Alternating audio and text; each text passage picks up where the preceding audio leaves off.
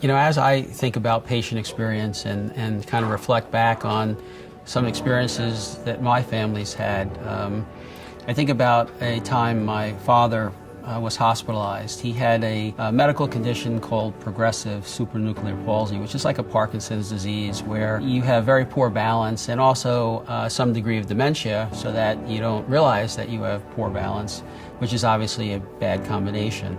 He had fallen and broken his shoulder. It wasn't quite clear why he fell, so he was admitted to the hospital. He was put on a unit with a special bed that alarms if you try to get out of bed. And within about 15 minutes of being hospitalized, he tried to get up and fell again. The alarm hadn't been set. And he was in the hospital for probably 4 or 5 days, and workup didn't really reveal any underlying cause other than his known disease for why he fell. The communication wasn't the best throughout the hospitalization. When he got discharged and I got him home, I said to him, "So how's everything going? Are you comfortable?" And he said, "Yeah, it was great. That hospital was fantastic." And I thought to myself, really? So I said, "What was it exactly that you liked about the hospital?" Just curious as to what it could have been, since I was somewhat underwhelmed with the experience. So he said, "That guy Luis is fantastic." I said, "Really, Luis?" And I'm thinking to myself, I don't know a Luis on that floor. So I go in the next day, I go up to the nursing desk and I say to the head nurse, I go, "Do you have a new nurse, Luis?" And she's like, "I don't think so." And ask the nurse next to her, "Do we have a new person, Luis?" And she's like, "I don't really think so."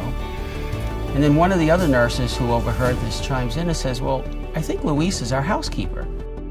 So I went home the next day, I called my father and I said, "Dad, so what exactly did Luis do?" And he said, "Well, every day he came in my room and he cleaned up the room, he emptied the garbage, and he left the newspaper from the day before that he had collected from other rooms so I could see what the Met score was from the night before." So I said, "Really?" So for the next 2.5 years, he remembered that person's name till the day that he died. And as I thought about it, what we're doing with patient experience, I realized that when patients are in the hospital, they're in a very sensitive phase in their life. And it's really sometimes the smallest acts of kindness that make the world of a difference, that create that moment, that changes the experience of 5 days in a hospital was really defined by what was probably a total of 5 minutes of an interaction with one person. That person wasn't a doctor, it wasn't even a nurse, it wasn't a licensed healthcare provider, but there was one person who really defined the entire hospital's experience for him. And I think that's what I took from this, is that everybody that comes near a patient can be that person that creates that moment, or is that hero that patient may remember until the day they die. To me, that was the lesson that I learned. There's all of us who work in the hospital can be that person.